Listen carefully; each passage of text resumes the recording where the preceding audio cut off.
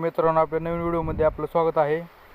तर आपण आज जाणून घेणार आहे की ऊस वाढवण्यासाठी आपण कोणता खत वापरला पाहिजे हे आपण जाणून घेणार आहे।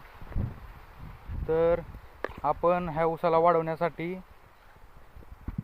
1846 व युरिया 12-32-16 लिंबोळी खत, पोटॅशियम अशाच खतांचा उपयोग करू शकतो।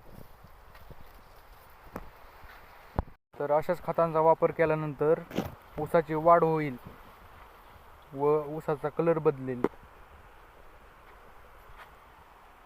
हा पहा, आम्ही ह्या ऊसाला खत टाकलेला आहे। हा पहा, ऊस सुधारलेला आहे। आपण बी असाच खत टाकत राहा। हा पहा, हा ऊस 8 ते 9 कांड्यावर आहे।